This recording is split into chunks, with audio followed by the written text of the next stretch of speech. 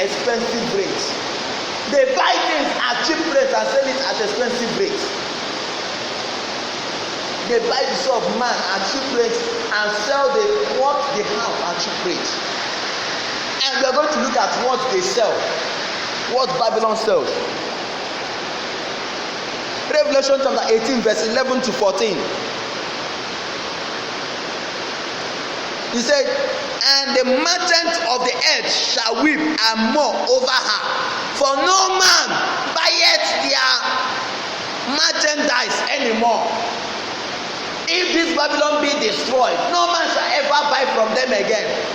And now see what they sell. Verse 12. The merchandise of gold and silver, precious stones, of pearls and fine linen and purple and silk and sackcloth and cedar wood and all manner of vessels of ivory and all manner of vessels of most precious wood and of brass and iron and marble. Verse 13. And cinnamon and all dust, that is theft, and ornaments and frankincense and wine and oil, fine flour, that is food, and wheat and beasts, sheep, horses and chariots, even slaves and souls of men. And souls of men. They buy men and they make it a slave. They buy men at cheap rate and make those men slaves, and now sell it to another man, another people at high rate. In their company, what there is that they buy men as slaves, they manufacture them as products and sell it to another man, to those who comes to buy from them. He said, and the fruit that thy soul lusted after all departed from thee, and all things which were dainty and good are departed from thee, and thou shalt find them no more at all. He said, everything that your soul lusted was there, but now when it is destroyed, that you shall no longer find them there. So why did the Bible mention the soul of man last? Because that is the most precious thing they ever buy. That is their first priority. The most valuable thing they have in their list.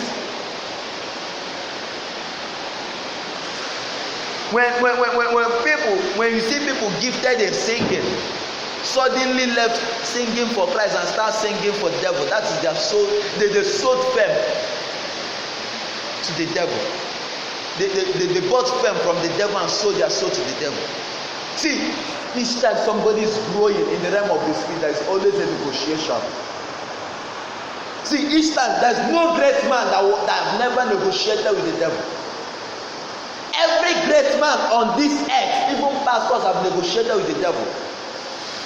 The only thing that matters is whether they consented to the negotiation or not.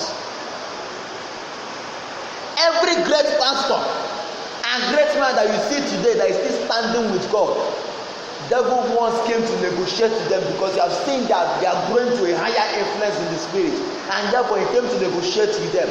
And the reason why they are not what they are today is because they never consented to negotiation. They prefer to stay with God. So people who either by mistake or by deliberation consented to the negotiation sells their soul to the devil and receive riches and fame from him. So every great man you see on this earth has, once they are coming to the climax of the high places of the earth, the devil comes to negotiate with them. No great man that has not ever encountered devil to negotiate with him.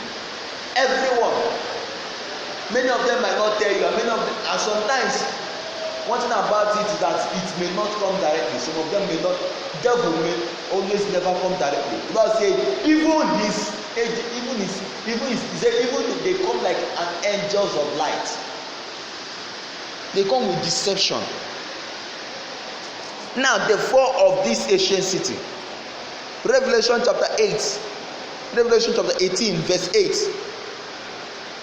Therefore shall her plagues come in one day, death and mourning and famine, and she shall be utterly burnt with fire. For strong is the Lord who judgeth her. And the kings of the earth who have committed fornication and lived deliciously with her shall bewail her and lament for her when they see the smoke of her burning. See, once this city shall be destroyed, everyone that has sold themselves to shall weep. Everyone that became rich by the reason of buying and selling from this ancient city, by the transaction that took place, shall regret. They shall cry.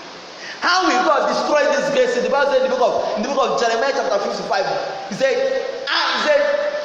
ye are my battle axe, with thee I shall break down nations. With thee I shall destroy great nations. It is by we, the Christians, that God will destroy this ancient city in these last days. God is interested in launching men into his soldiers, into his chariots. He's interested in recruiting men into his army.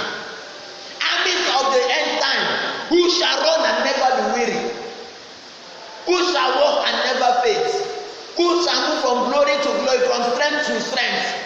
Before them are like Garden of Eden, and behind them is like a desolated desert consumed with fire.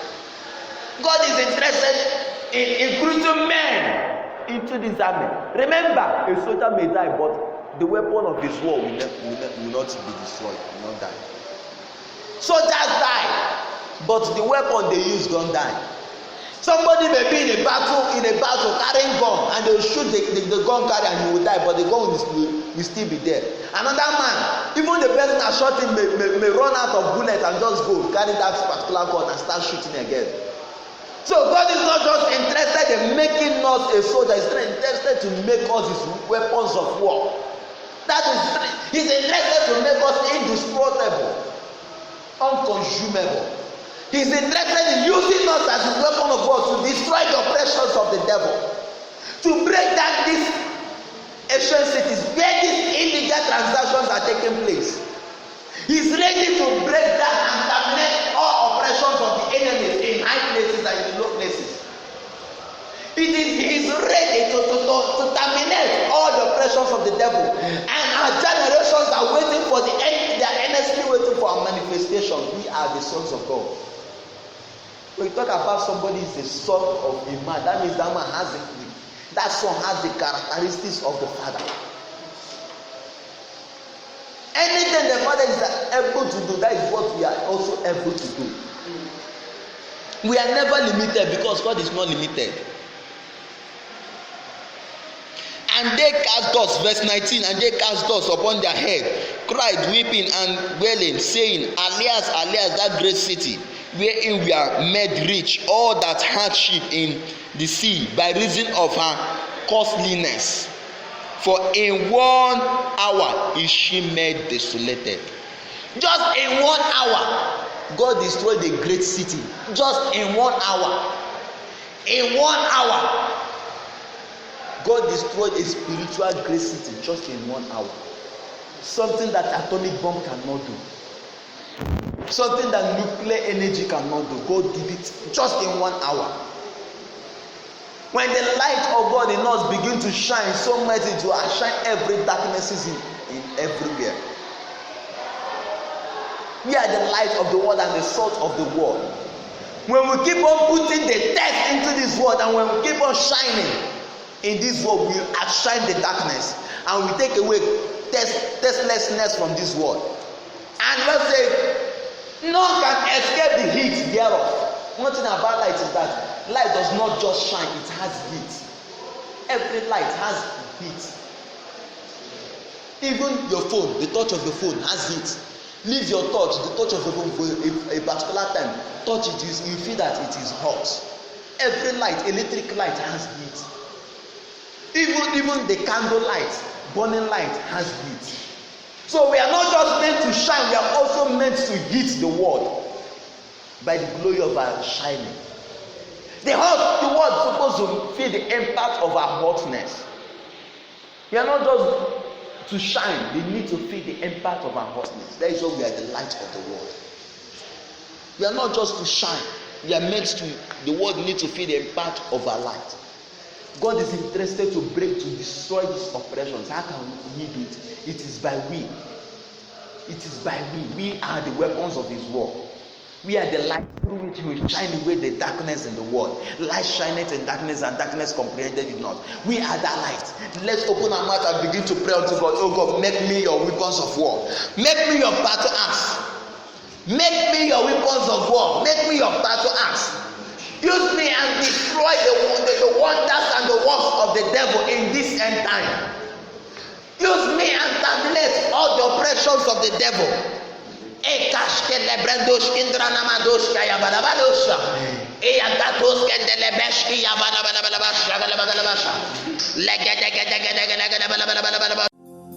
Lovely.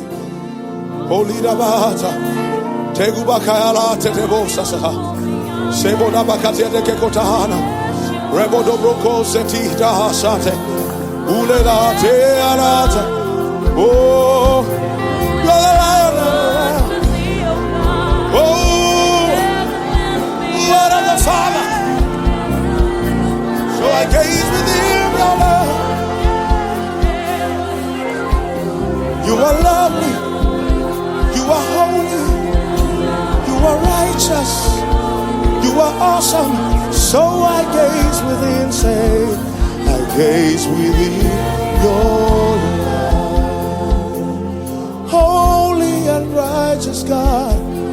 Holy and righteous God. Nobody compares to you. I gaze within your love, say, I gaze within your love.